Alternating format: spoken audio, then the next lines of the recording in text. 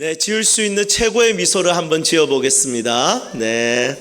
그리고 옆에 있는 사람들과 인사합시다. 네 얼굴 보니 살맛 난다. 인사하겠습니다. 네, 아멘, 아멘. 네, 살맛 나시죠? 네, 특히 우리 여기에 있는 아이들 보니까 진짜 너무 좋은 것 같습니다.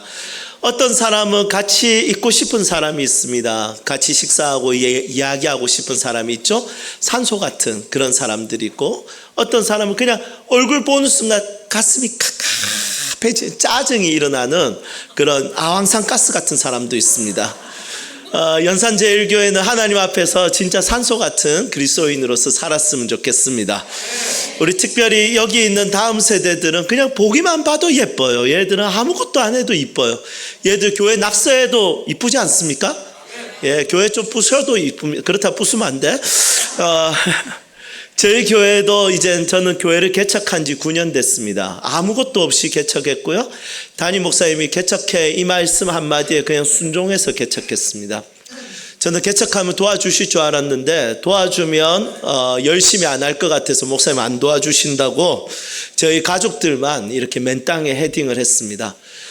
너무 감사하게도 9년 동안 지금 장년부가 한 40명 모이고요. 그리고 이제 청년들이 30명 있습니다. 그리고 저희 교회 하나님이 다산의 은사를 주셔서 0세에서 9세까지 40명 있습니다. 예배 시간이 완전 개판입니다. 네. 이 아이들이 막 뛰어놀고 이러니까 예배 시간이 너무 시끄럽습니다. 그래도 애들 떠들어도 너무 이쁘고 사랑스럽죠. 교회는 키즈존이지 않습니까? 예배 시간에 떠드는 것은 사실은 목사밖에 없는데, 그래서 저희 교회는 애들이 떠들어도 니는 예배 시간에 떠드는 애는 목사밖에 없는데 니는 커서 목사가 되겠구나, 이렇게 축복하는 교회가 저희 교회입니다. 아마 연산제일교회에서도 아이들의 어떠함과 상관없이 이 아이들이 존중받고 사랑받는 교회라고 믿습니다. 지난번에 왔을 때 우리 청소년 수련회 때 왔는데 그때 분위기 때도 제가 알았습니다. 이 교회는 아이들이 사랑받구나. 그런데 오늘 또 느끼게 되네요. 아이들 보니까 사랑받고 있다는 게 느껴집니다. 맞죠? 자, 우리 아이들에게 한번 이야기할까요? 아이들 한번 축복하면서 애들아 너희들 너무 사랑한다, 이 말 한번 크게 한번 해주도록 하겠습니다. 시작. 애들아 너희들 너무 사랑한다. 아멘. 여러분, 애들은 이렇게 들어도 반응하지 않습니다. 반응 안 해도 사랑스럽고 반응해도 사랑스럽고 공부 잘해도 사랑스럽고 공부 못해도 사랑스럽고 신앙이 좋아도 사랑스럽고 신앙이 안 좋아도 사랑스럽습니다. 존재만으로도 존중받고 사랑받는 교회, 주님의 이름으로 축복합니다. 그런데 우리가 뭔가를 통해서 하나님을 기쁘시게 할 수 있다면 얼마나 좋을까요? 그런데 다음 세대들에게 어른들은 사실은 크게 기대하지 않습니다. 요즘 애들 다 그렇지 이렇게 생각합니다. 애들이 썬데이 크리스찬만 돼도 아이고 신앙생활 잘하네 이렇게 이야기하는 시대가 되어버렸습니다. 우리 어르신들은 젊었을 때 썬데이 크리스찬으로 아마 칭찬받은 사람들은 거의 없을 겁니다. 너 주일만 너 그렇게 교회 온다고 해서 그 신앙생활 하는 게 아니야. 말씀대로 살아야지. 매일 큐티해야지. 새벽기도 하나? 안 오면 너 죽을 수도 있어? 뭐 이런 식으로 하면서 어렸을 때 굉장히 강하게 훈련받은 거에 비해서 다음 세대는 주일만 와도 애들은 칭찬받는 시대가 되었습니다. 그런데 제가 이 교회 와서 보니까 장난 아닌 것 같아요. 애들이 썬데이 크리스찬이 아닌 것 같아요. 우선 아까 우리 대표 기도하는 우리 승현이 어디 있습니까? 야, 승현이는 목소리부터가 안수 집사님 목소리. 야, 기도가 전혀 떨림 없이 노련미 있게 제가 하는 걸 보면서 야, 이거 영성은 거의 40일 금식 기도하는 사람 수준이다. 이런 생각이 들 정도로 훈련을 잘 받았구나 생각했습니다. 그리고 우리 청년부 회장님 떨림 없이 정말 물 흐르듯이 사회 보는 모습에 아주 훌륭했습니다. 그리고 우리 사회자님이 우리 또 다나를 소개할 때 저는 이런 소개를 전국을 다니면서 처음 들었습니다. 아동부의 회장으로 수고하시는 최다나 자매님 나오셔서 말씀 봉. 야, 아동부 회장이 수고를 하다니. 야, 얼마나 힘들면 아동부 회장 일을 많이 시키시나 봐요. 야, 수고하시는. 아주 충격적이었습니다. 그래서 저는 확신했습니다. 이 교회는 썬데이 크리스찬 다음 세대로 세우는 것이 아니라 하나님의 말씀에 목숨 거는 정말 하나님 앞에 열정적인 그리스도인으로 세우는 교회라는 그 문화가 언어를 통해서 기도를 통해서 흘러나오는 것을 보았습니다. 아마 다음 시대는 이 교회가 더 건강하고 더 강한 교회가 될 줄로 믿습니다. 자, 그렇다면 우리는 어떻게 하면 하나님의 마음을 시원하게 할 수 있을까요? 저는 오늘 본문 말씀 가지고 세 가지 원리를 나누도록 하겠습니다. 첫 번째는 하나님의 마음을 시원하게 할 수 있는 일꾼은 희귀합니다. 그리고 두 번째는 하나님의 마음을 시원하게 할 수 있는 일꾼은 충성하는 일꾼입니다. 세 번째는 하나님 마음을 시원하게 할 수 있는 일꾼은 하나님의 메시지를 가진 사람입니다. 오늘 이 세 가지 나눌 때 이곳에 있는 모든 자들이 하나님 마음을 시원하게 할 줄로 믿고, 그리고 우리 사랑하는 다음 세대들이 그냥 썬데이 크리스찬이 아니라 하나님의 마음을 시원하게 할 수 있는 하나님이 찾으시는 일꾼이 될 수 있기를 주님의 이름으로 축복합니다. 첫 번째 나누도록 하겠습니다. 하나님이 찾으시는 사람, 하나님의 마음을 시원하게 하는 일꾼은 많이 없습니다. 오늘 한번 본문 말씀 한번 같이 읽어볼까요? 잠언서 25장 13절. 우리 한 목소리를 읽겠습니다. 충성된 사자는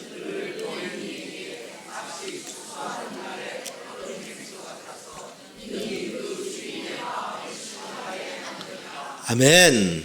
이것은 왕과 신하의 관계를 가지고 지혜에 대해서 설명하는 솔로몬의 잠언서입니다. 그런데 이 말씀을 통해서 왕과 신하의 관계, 즉 하나님과 우리의 관계를 우리는 특별하게 살펴볼 수 있습니다. 이 세상에 있는 일반적 계시를 그냥 일반 계시, 일반 은총으로 내버려 두지 말고 우리는 모든 것을 통해서 하나님과 우리의 관계를 살펴볼 수 있는 것이죠. 우리의 왕이신 하나님과 우리의 관계는 어떤 관계가 되어야지 하나님 마음을 시원하게 할 수 있을까요? 우선 오늘 이 말씀에 보니까 왕의 마음을 신하가 시원하게 한다고 합니다. 어떻게 시원하게 하냐면 얼음 냉수 같이 시원하게 한다, 이렇게 되어 있습니다. 이 말은 적합하다 이렇게 설명할 수 있겠죠? 농사 짓는 사람이 뜨거운 햇빛 아래서 정말 이게 시원한 물 한 잔 딱 마실 때 일어나는 그 적합함, 이것은 왕의 마음을 시원하게 하듯이 이것이 이제 비유가 된 것입니다. 지금 이 시간에 김해 지역 날씨가 지금 영상 41도랍니다. 와, 너무 뜨거운 여름을 우리 모두가 지금 보내고 있습니다. 여러분, 이런 여름에 운동하고 나서 우리는 시원한 물을 마시고 싶을 겁니다. 그것도 얼음 냉수와 같은 시원한 물을 마실 겁니다. 운동 좋아하실지 모르겠지만 저도 운동을 좋아하는데 공 하나 가지고 22명이 야만인처럼 뛰어다니는 그런 축구는 좋아하지 않습니다. 저는 진짜 신사적인 운동, 실내에서 하는 복싱을 좋아합니다. 예, 저희 교회 집사님이 복싱장 관장님이세요. 그래서 이제 그 관장님 만나고 난 뒤부터 이제 한 5년 정도 이제 복싱을 배웠습니다. 목사에게 유리한 운동일까요? 불리한 운동일까요? 엄청 불리합니다. 왜냐하면 이 목사는 사실은 그리스도인이기도 하지만 죄인이기도 하지 않습니까? 그래서 스파링 뛰면 죄성과 그리고 그리스도인 성품이 계속 반복해서 올라옵니다. 예를 들면 이제 네, 좋습니다. 자, 지금부터 움직이는 사람 신천지. 좋아, 너는 안수집사 영성을 가지고 있기 때문에 괜찮아. 이게 한 대 맞으면 죄인의 속성이 올라옵니다. 요거 봐라. 그리고 제가 때리면 목사의 성품이 죄송합니다. 이걸 3분 동안 반복하는 거예요. 때리고 죄송합니다. 맞고 요거 봐라. 그런데 이게 한 라운드에 3분인데 3분 지나면 너무 더워요. 그때 만약에 누군가 저에게 물 한 잔 하라고 뜨거운 물 갖다 주면 쉽지 않을 겁니다. 그런데 그때 얼음 냉수와 같이 시원한 거 갖다 주면 벌컥벌컥 마시면서 하면서 두 번째 라운드를 뛸 수 있는 힘을 얻게 될 것입니다. 그런데 이 말씀은 적합하다도 되지만 사실은 희귀하다라는 말씀도 됩니다. 한번 생각해 볼까요? 지금 이 말씀이 기록된 것은 지금으로부터 3000년 전의 시간입니다. 3000년 전에는 얼음 냉수를 구하기가 쉬울까요? 어려울까요? 어렵습니다. 왜냐하면 그 당시에는 냉동시설도 냉장시설도 없는 시대였기 때문이죠. 지금이야 얼음 냉수 마시고 싶으면 그냥 집에 가서 우리 S그룹이나 L그룹에서 나온 그 냉장고에서 냉동실 열고 얼음 넣고 냉장실 열고 물 넣고 벌컥벌컥 마시면 그게 얼음 냉수입니다. 그런데 이 당시에는 얼음 냉수가 없었던 시기였습니다. 그런데 제가 자료를 찾아보니까 얼음 냉수를 마실 수 있는 방법이 있더라고요. 그게 뭐냐면 이 팔레스틴 지역의 제일 북부 지역 헤르몬 산지에 보면 산에 보면 제일 꼭대기에 만년설이 있습니다. 이 만년설에서 녹아서 내려오는 물이 바로 얼음 냉수였던 거죠. 그러면 이 얼음 냉수를 만약에 펀다 하더라도 이 얼음 냉수를 주인에게까지 갖다 주는 데 시간이 오래 걸리기 때문에 다시 미지근하게 되는 것이죠. 그래서 이 주인의 마음을 얼음 냉수와 같이 시원하게 한다는 것은 그 당시의 입장으로 봤을 때는 굉장히 어려운 이야기입니다. 얼음 냉수를 구하기가 쉽지 않았기 때문이죠. 마찬가지입니다. 하나님이 찾으시는 일꾼, 하나님의 마음을 시원하게 하는 일꾼은 항상 부족합니다. 이때도 얼음 냉수가 구하기 어렵듯이 이 당시에서 1000년이 지나 예수님 시대 때도 예수님이 뭐라고 하셨냐면 추수할 것은 많은데 일꾼은 부족하다고 했습니다. 그리고 2000년이 지났습니다. 지금은 일꾼이 많을까요? 지금도 일꾼이 별로 없습니다. 제가 수많은 교회를 다녀봅니다. 제가 집회 강사로 가서 많은 교회들을 만나보는데 장로님들과 목사님들이 한탄하면서 이야기하는 게 뭐냐면 저희 교회는 사람만 많지 일꾼이 별로 없어요. 대부분의 교회들이 이렇게 말합니다. 저는 이 연산제일교회를 축복하고 싶습니다. 이 연산제일교회 모든 성도들은 제자이고 모든 제자들은 사명자가 되시기를 주님의 이름으로 축복합니다. 우리 사랑하는 다음 세대들이 그냥 교회 오는 것으로만 만족하는 것이 아니라 하나님 말씀을 들을 때 눈이 빛이 나고 하나님 앞에 기도를 배우고 하나님 안에서 마음껏 꿈꾸고 사명을 가지고 이 시대를 품는 하나님의 일꾼으로 자랐으면 좋겠습니다. 정말 이 시대 가운데 하나님의 마음을 시원하게 할 수 있는 일꾼이 희귀하다. 그런데 연산제일교회만 오면 희귀한 것이 아니라 이 교회는 너무 많더라. 이 교회 다니는 모든 성도들은 다니는 사람들이 아니라 전부 다 하나님의 일꾼이더라. 이것이 하나님 눈에 많이 띌 수 있는 그런 교회가 되었으면 좋겠습니다. 저희 교회도 마찬가지입니다. 제 꿈과 제 비전도 그렇습니다. 저희 교회가 아직은 작지만 앞으로도 크지 않을 수도 있습니다. 하지만 저희 교회 모든 성도들이 열방을 품고 시대를 품고 이 시대 가운데 하나님의 일꾼으로 저희 성도들이 훈련받고 세워졌기를 소망하고 있습니다. 이 땅의 모든 교회들이 그렇게 세워지면 좋겠지만 대부분의 교회들은 그냥 교회 오는 것으로 그냥 출석하는 것으로 만족합니다. 우리 선생님들도 그렇죠. 아이들 출석 부를 때 우리 아이들 출석에 체크하는 것만으로 만족할 수도 있습니다. 하지만 믿음의 사람들은 그것에 만족할 수 없습니다. 여기 있는 한 명 한 명 아이들이 우리 아이들 목사님 볼래? 목사님 봐봐. 이 친구들이 우리 청년들이 하나님의 마음을 시원하게 하는 일꾼으로 자라기를 소망하고 싶습니다. 우리 사랑하는 친구들을 위해서 어른들이 기도해 줄 겁니다. 우리 어르신들 아멘입니까? 네. 우리 친구들은 어른들의 기도를 받고 자랄 겁니다. 우리 어른들의 지지를 받고 자랄 거고 응원을 받고 자랄 것입니다. 우리 어른들의 관심 속에서 이 아이들은 어른들이 함께 울고 함께 웃으며 자랄 것입니다. 이 아이들이 그냥 교회 왔다 갔다 하는 것으로 우리는 만족할 수 없는 것이죠. 그리고 이 아이들은 하나님의 일꾼으로 한층 한층 세워져 가게 될 것입니다. 그렇게 쓰임받는 우리 다음 세대, 우리 교회 학교 모든 일꾼이 되기를 주님의 이름으로 소망합니다. 자, 두 번째입니다. 하나님의 마음을 시원하게 할 수 있는 일꾼은 한번 따라 할까요? 충성된 일꾼입니다. 오늘 이 말씀에 보니까 이렇게 기록하고 있습니다. 충성된 사자는 하나님의 마음을 시원하게 할 수 있는 일꾼은 충성된 사자라는 거죠. 이 말씀은 위로가 됩니다. 왜냐하면 이 말씀에 탁월한 사자는 이렇게 되어 있으면 조금 절망할 수도 있습니다. 탁월한 것은 모두가 할 수가 없거든요. 그런데 충성은 모두, 우리 다나야 조금만 집중해 줄래? 우리 둘 친구 둘 다 알았지? 목사님 눈이 자꾸 뺏겨. 너희들 들으라고 목사님 설교 준비하는데 너무 해장한다고 너무 수고해서 그렇구나. 조금만 집중해 줘. 자, 둘이 손 놓고 사귀는 거 아니지? 손 안 잡고 있어? 알았어? 자, 목사님 봐봐. 괜찮아. 오케이. 네, 어디까지 해야겠죠? 네, 좋습니다. 만약에 탁월한 사자는, 탁월한 사람이라면 우리 모두가 하나님 마음을 시원하게 못할 수도 있습니다. 그런데 충성은 누구나 다 할 수 있다는 거죠.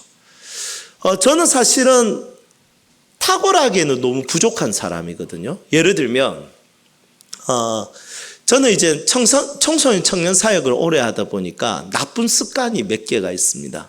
그 중에 하나가 뭐냐면, 사람들에게 문자를 보낼 때 키읔을 붙이는 습관이 있어요. 왜냐하면 애들한테 문자 뭐해? 크크크. 잘 지내? 크크크. 밥 사줄까? 크크크. 이걸 자꾸 보내니까 키읔 붙이는 습관이 있는. 그런데 하필이면 제가 교회를 개척하니까 이제 어른들을 목회하지 않습니까? 저희 교회 집사님 모친이 돌아가신 거예요. 지금 느낌 오셨죠? 모친이 돌아가셨는데 제가 이제 장례를 집례하고 집에 돌아왔습니다. 보통 장례 끝나고 나서 이제 한 5시간 뒤에 이제 보통 현실을 자각하고 굉장히 외로워지고 그렇지 않습니까? 그래서 제가 항상 5시간 뒤면 꼭 문자를 보냅니다. 그런데 제가 그 문자를 보낼 때 저도 모르게 하나님의 위로와 은혜가 함께 있기를 기도하겠습니다. 크크크. 붙인. 망했다. 하나님이 교회 일찍 개척시키더니 일찍 문 닫게 하시나 보다. 이런 생각이 드는 거예요. 그런데 이게 너무 긴장되게 집사님 답장이 없으신 거예요. 그래서 이제 기다렸어요. 주일까지. 너무 긴장이 되는 거예요. 그래서 주일날 다행히도 집사님 교회 오셨어요. 그래서 이제 인사하는데 집사님이 저에게 이야기. 목사님 기도해 주셔서 장례 잘 마쳤습니다. 크크크 이러고 지나가시죠. 다행히도 용서해 주셨죠. 부족하지만 연약하지만 또 성도들이 기다려주고 제가 충성하고 있다는 걸 아니까 성도들이 기다려주더라고요. 여러분 우리가 전부 다 완벽해서 그리스도인 된 사람 없지 않습니까? 제가 목사다워서 목사 된 사람도 아니고 우리 사랑하는 친구들이 그리스도인다워서 그리스도인 10대로 그리고 아이로 부름받은 것도 아닙니다.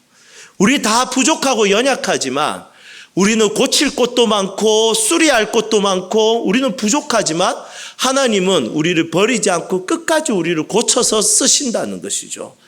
그래서 하나님이 보시는 것은 우리의 탁월함이 아니라 우리의 충성이라는 것입니다. 그래서 사무엘하 23장에 보면 전쟁 중이던 다윗의 이야기가 나와요. 블레셋과 전쟁을 하는데 이 전쟁이 길어지니까 이 다윗이 그냥 한마디 툭 내뱉습니다. 뭐라고 내뱉냐면 그 베들레헴 성문 옆에 있는 우물에 있는 물 한 바가지만 마시고 싶대. 이렇게 그냥 툭 던져요. 그런데 이 다윗에게는 충성스러운 장군들이 몇 명 있었는데 그 중에 3명의 장군이 굉장히 충성스러웠어요. 이 3명이 그 다윗 왕의 이야기를 듣고 어떻게 생각했냐면 물요? 네, 좋아요. 그때부터 그날 밤에 적진을 뚫고 그 베들레헴 성문 옆에 있는 우물을 찾아갑니다. 그리고 물 한 바가지를 딱 떠서 구했다 이러고 이제 그걸 가지고 적진을 뚫고 다시 왕에게 와가지고 이렇게 이야기해요. 물 떠왔습니다. 여러분 우리가 다윗이었으면 어떻게 했을까요? 야, 너 3명 머리 박아. 이게 물 떠오라는 뜻 같아? 그 물 마시고 싶다는 뜻 같아? 전쟁이 길어져서 피로하니까 이제 전쟁 끝나면 좋겠다는 말을 그렇게 표현했는데 야, 너 언어 영역 몇 점이야? 야, 니 진짜 시에 대해서 다시 비유에 대해서 다시 배워야 되겠다. 너 푸시업 500개 하고 자. 여러분 이렇게 했을 건데 다윗은 어떻게 했냐면 그 물을 여호와의 제단에 붓습니다. 그리고 뭐라고 하냐면 이것은 저들의 피입니다. 저들의 땀입니다. 저들을 받아주시옵소서. 여러분, 다윗은 그날 그 물을 한 방울도 마시지 않았지만 다윗의 마음은 시원했을 겁니다. 그들은 그 말을 정확하게 이해하지 못하고 그냥 충성했어요.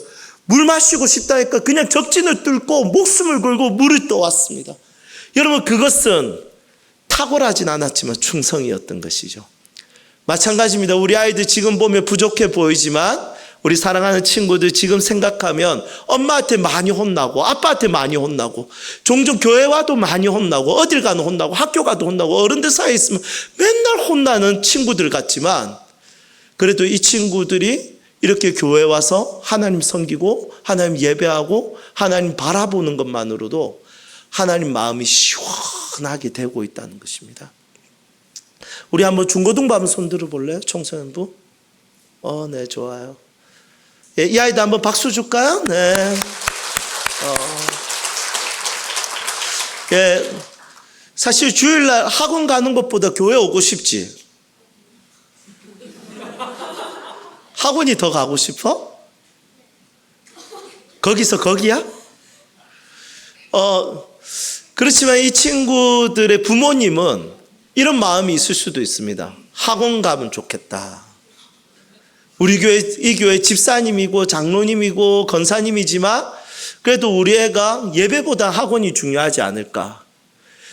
하지만 이런 모든 것을 뚫고 이 아이들이 이곳에서 하나님을 예배하고 있다는 것은 너무나도 소중하고 이쁜 겁니다. 만약에 부모가 아이들을 학원보다 예배를 더 소중하게 여기고 있다면 그 충성을 하나님이 받으신다는 것이죠. 비록 좋은 대학에 가지 못하면 어떻습니까? 사람들은 이야기합니다. 좋은 대학 못 가면 못 먹고 산다고 이야기하지만 여러분, 저는 저희 아들은 제가 고대 나온 줄 알고 있어요. 저는 고신대학교 나왔거든요. 그래도 제가 지금 못 먹고 산 것 같습니까?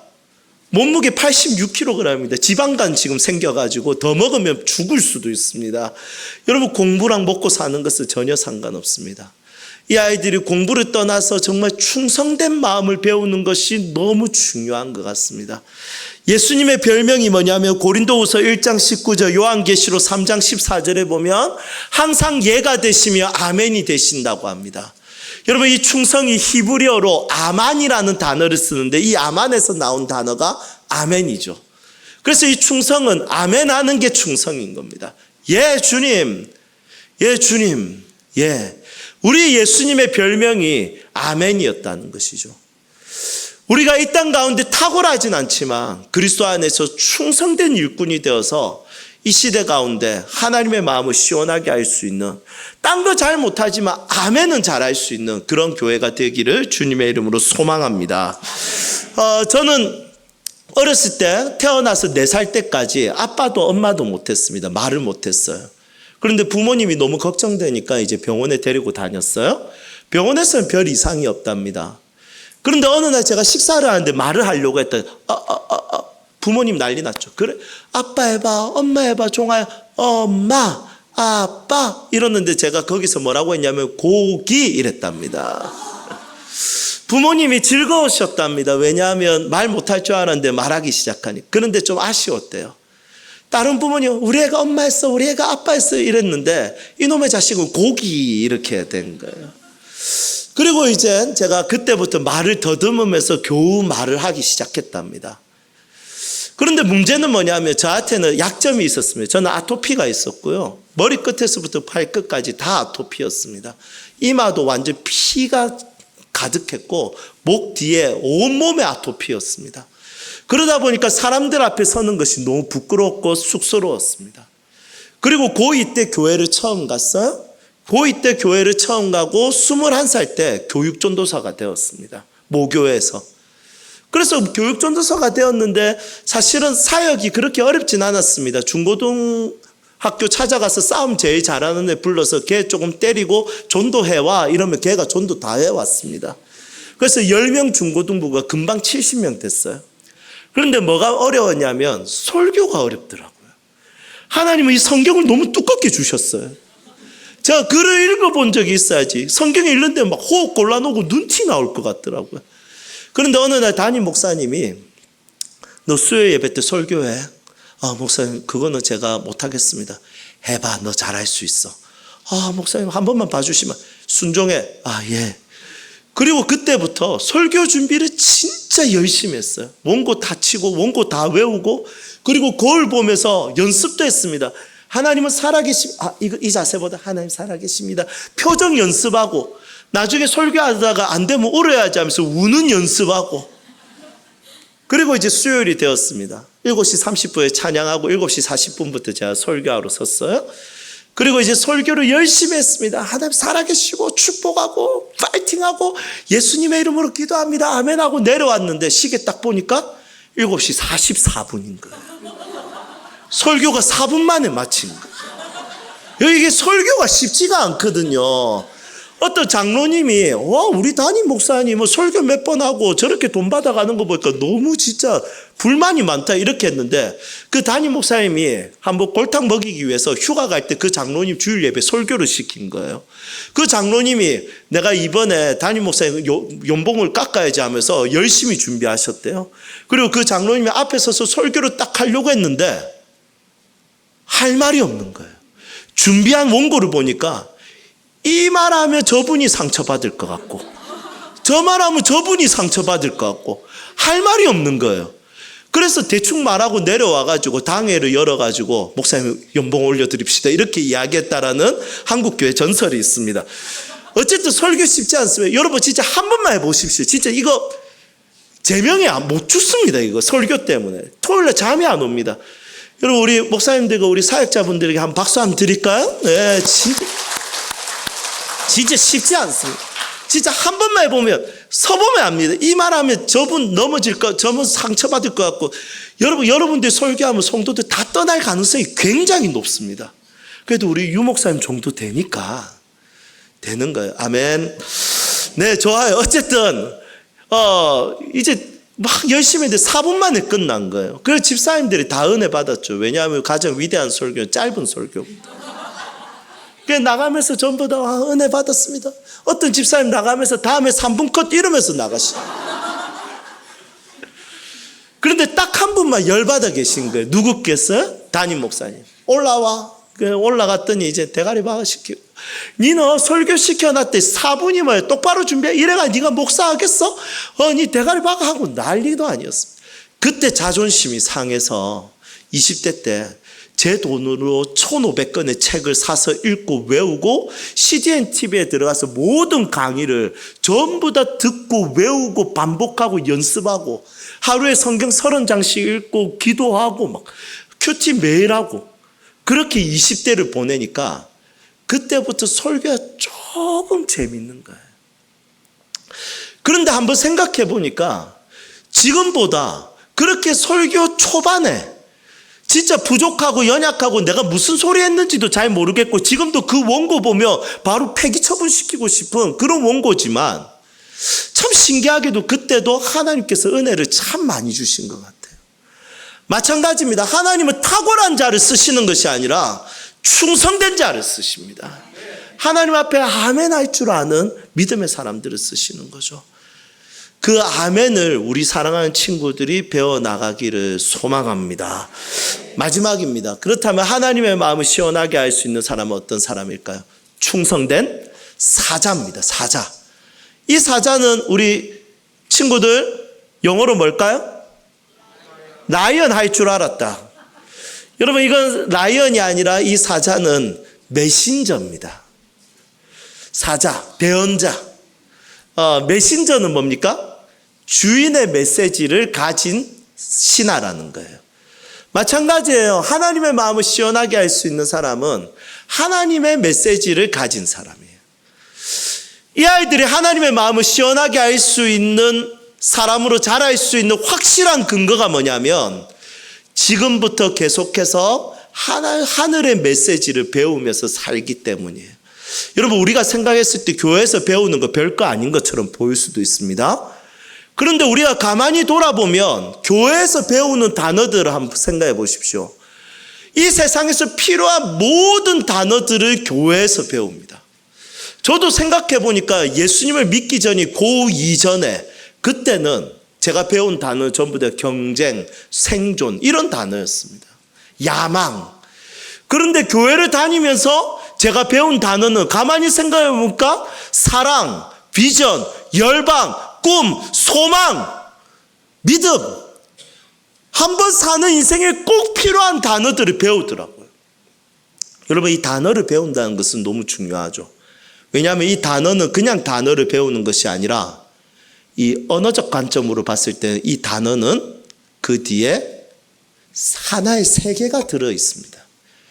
한번 예를 들면 봄이라는 단어를 배웁니다. 그러면 봄이라는 단어는 우리가 비읍, 오, 미음을 배우는 것이 아니라 이 봄이라는 단어 안에 있는 세계를 배우는 거죠. 그 하나의 세계를 우리가 쉽게 표현할 수 있도록 봄이라는 단어를 쓰는 것입니다. 그래서 봄이라는 단어 하면 우리는 다 같이 떠오르는 세상이 있습니다. 따뜻하고 생명력 있고, 그리고 뭔가 다시 새롭게 시작할 수 있는 세상을 떠올릴 수 있는 거죠. 마찬가지입니다. 교회에서 이 아이들이 지금 배우고 있는 단어라는 것은 정말 멋진 단어들이죠. 비전, 꿈, 소망, 절제, 행복, 기쁨, 축복. 어디로 가나 사용되어질 수 있는 단어라는 것입니다. 저는 이것을 언제 느꼈냐면 저희 둘째 아이가 태어날 때 느꼈습니다. 저희 둘째 아이는 태어날 때 어떻게 태어났냐면 보통 여성의 배에 임신해 있으면 12주가 되면 그 아이에 대한 1차 장애인 검사를 합니다.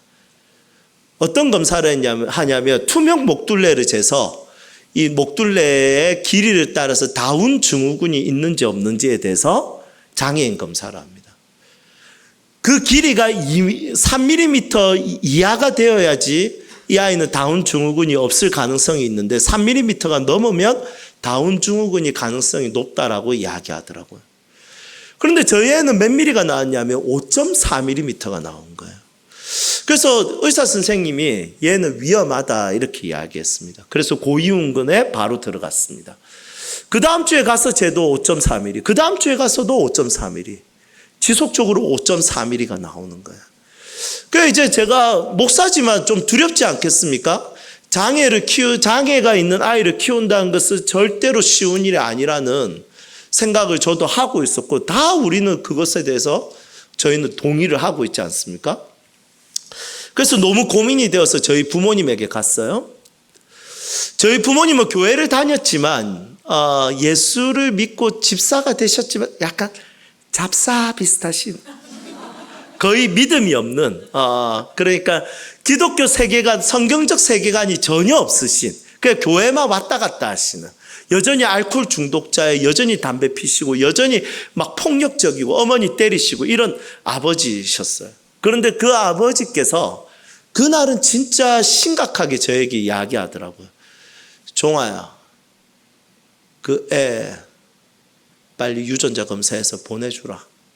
그 애 키우는 거 쉬울 줄 알아? 야, 목사는 사람 아니야? 쉽지 않아. 그러니까 빨리 끝내.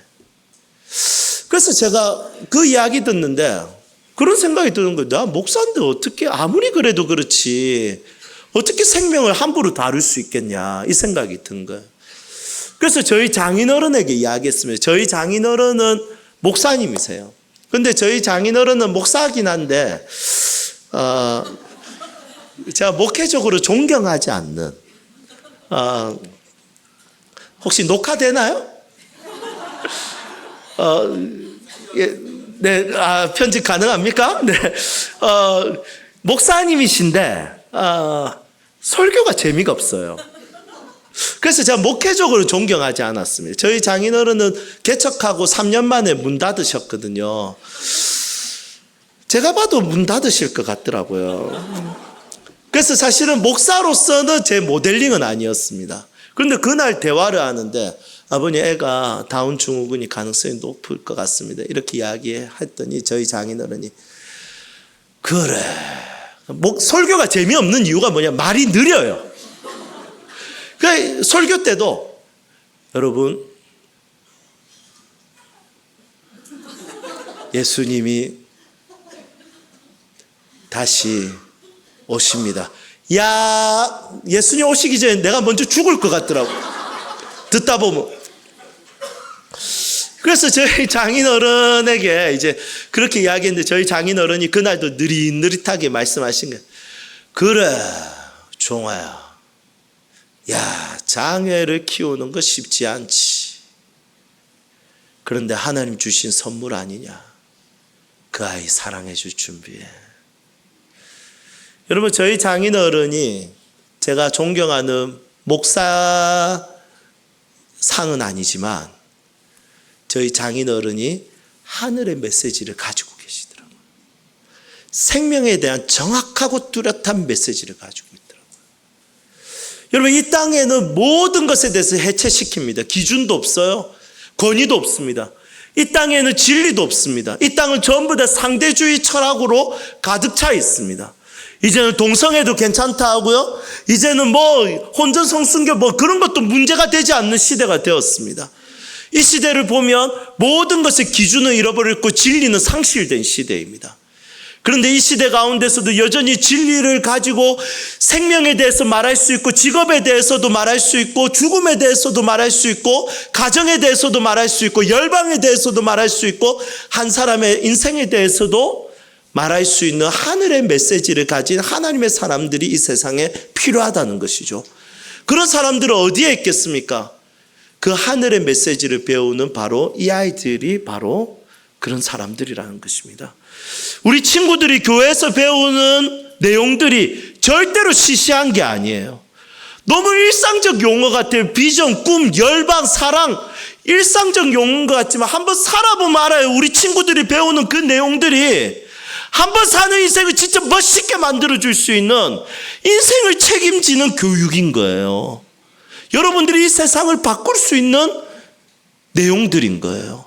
이 하나님의 말씀이 그냥 두꺼워서 읽기 싫을 수도 있지만 이 말씀을 배운다는 거, 읽는다는 거 보통 일이 아니에요. 이거 배우고 살아간다면 분명히 이 세상을 바꿀 수 있는, 시대를 책임질 수 있는 하나님의 일꾼으로 직장 가운데, 학교 가운데, 가정 가운데 살게 될 것입니다. 이 하늘의 메시지를 가지고 멋있게 살 수 있는 우리 친구들이 되기를 주님의 이름으로 축복합니다. 예수님께서 이 땅에 계셨을 때 어미들이 아이를 안고 왔습니다. 그때 그 세상의 사람들의 분위기는 뭐였냐면 아이들은 식물이었습니다. 실제로 문헌에 보면 아이들을 식물 취급한 문헌들이 많습니다. 그래서 랍비에게, 존경받는 사람에게 아이를 데리고 오는 것은 무례한 일이죠. 왜냐하면 그들은 랍비의 가르침을 알아들을 수 있는 능력도 없고 지혜도 없고 지식도 없기 때문에 이 아이들이 무례하게 대할 수도 있기 때문에 이 랍비에게 데려오는 것은 그것은 굉장히 무례한 일입니다. 그런데 어미들이 우리 아이를 축복해 주기를 원하는 마음으로 예수님에게 찾아왔습니다. 그런데 제자들은 예수님께 충성한다고 그 아이들을 쫓아내려고 합니다. 애들은 가 완전히 노키즈존으로 만들어버립니다. 그때 예수님이 제자들에게 어떻게 이야기하냐면, 야, 너희들 그 애들 오는 거 막지 마. 너희들 그 애들 왜 막아? 정신 차려. 여러분, 보통 이렇지 않습니까? 야, 너는 아이들에게 이렇게 가르쳐요. 야, 너는 베드로처럼 돼. 야, 너는 도마처럼 돼. 야, 너는 빌 게이츠처럼 돼. 야, 너는 링컨 대통령처럼 돼. 보통 아이들에게 어른처럼 되라고 가르쳐요. 그런데 예수님은 그때 뭐라고 하냐면 이렇게 이야기합니다. 어른들인 제자들에게, 야, 너희들 쟤들 오는 거 막지 마. 너희들 쟤들처럼 되지 않으면 천국에 갈 수 없어. 완전 그 시대에 아이에 대한 세계관을 뒤집어 버립니다. 여러분, 놀라운 게 뭐냐면 그 당시에 8일, 애들이 태어나면 8일까지 이름을 붙여주지 않았습니다. 왜냐하면 약한 아이들은 죽일 수 있는 기회를 줬기 때문이죠. 이름을 붙이면 그 아이를 죽이고 싶어도 정이 들어서 못 죽일까 봐 이름을 붙이지 않았답니다. 스파르타 같은 경우는 아이들이 태어나서 장애가 있으면 끼아다 언덕에서 절벽에서 그 아이들을 떨어뜨려서 죽였습니다. 아이들의 소중함, 아이들의 고귀함, 아이들의 가치를 2000년 전에는 어른들이 전혀 못 느끼고 있었는데 예수님이 뭐라고 하냐면, 야, 너희들이 저 아이들 보면서 배워야지 하면서 그 아이들을 꼭 끌어안고 예수님은 그 아이들을 축복합니다. 키즈존이 되신 거죠. 랍비는 키즈존이 아니라 노키즈존이었는데 이 시대의 스승, 최고의 스승이시고 이 시대 온 우주의 왕이신 예수님은 그 아이들을 위한 완벽한 키즈존으로 자신의 무릎 위로 자신의 가슴을 내어드리신 분이십니다. 여러분, 성경은 어린아이에 대해서, 노인에 대해서, 각 사람에 대해서, 각 시대에 대해서, 누군가에 대해서, 모든 삶에 대해서 성경은 하늘의 메시지를 우리에게 가르쳐주고, 그것은 이 시대의 사상과 이 시대의 철학과 이 시대의 가치관을 부끄럽게 하며 이 시대를 살릴 수 있는 놀라운 메시지라는 것이죠. 저는 이 아이들이, 이곳에 있는 청년들이, 이곳에 있는 중고등부들이, 이곳에 있는 다음 세대들이 성경을 진짜 잘 배워서 정말 이 시대 가운데 하늘의 메시지를 가지고 가정생활하고 직장생활하고 캠퍼스 생활하고 학교 생활하고 사람들을 만나고 이 시대의 문제점을 품고 고쳐나가고 개혁해나가고 하나님의 비전과 사명을 가지고 마음껏 꿈꾸며 살아갈 수 있는, 하나님의 마음을 시원하게 할 수 있는 그런 믿음의 아이들이 되었으면 좋겠습니다. 이 말씀이 이루어지기를 주님의 이름으로 축복합니다. 이제 말씀을 정리하겠습니다. 캄보디아 정권을 잡았던 폴포트라는 사람은 그 캄보디아 인구 중에 4분의 1을 학살했습니다. 약 200만 명을 학살했습니다. 그런데 지금도 가보면 그곳에 보면 청하익이라는 곳에 가면 유골탑이 있는데 그 유골탑을 보면 어린아이들 뼈가 그렇게 많습니다. 그래서 그 땅을 뭐라고 부르냐면 킬링 필드라고 부릅니다. 죽음의 땅. 여러분, 그것을 볼 때마다 우리는 생각해야 됩니다. 야, 폭군이 있을 때마다 사단들은 폭군을 통해서 아이들을 죽이구나, 이걸 알아야 됩니다. 여러분, 성경을 보면 영아 학살이 일어납니다. 영아 학살이 일어날 때가 모세 시대였습니다. 영아 학살이 일어날 때가 예수님이 태어날 때였습니다. 사단이 가장 하나님의 나라를 짓밟으려고 하는 방식 중에 하나가 뭐냐면 아이들을 죽이는 것입니다. 그러면 하나님의 나라의 소망을 가지는 어른들의 삶의 방식은 무엇이겠습니까? 그렇게 학살당하는 그 순간에 아기 모세가 태어났습니다. 학살당하는 그 순간에 우리 아기 예수님이 태어나셨습니다. 하나님의 나라를 이루어가는 방식은 태어나는 아기와 그 아기가 자라는 과정에 함께 해주는 믿음의 그리스도인 어른들이 필요합니다. 예수님도 이 땅 가운데 그냥 아이로 태어나서 혼자 자라신 것이 아니라 하나님의 신실한 의인 요셉과 마리아와 함께 자랄 수 있었습니다. 여러분, 이 아이들이 이 시대에 태어난 것, 이 세상의 축복입니다. 이 아이들이 잘 자랄 수 있도록 우리 어른들이 함께 울어주고 함께 웃어주며 함께 기도해주고 함께 이 아이들을 품고 이 아이들이 자라는 모습을 보며 하나님의 나라가 이루어지는 것을 꿈꾸는 연산제일교회 모든 성도들이 되기를 주님의 이름으로 축복합니다. 기도하겠습니다.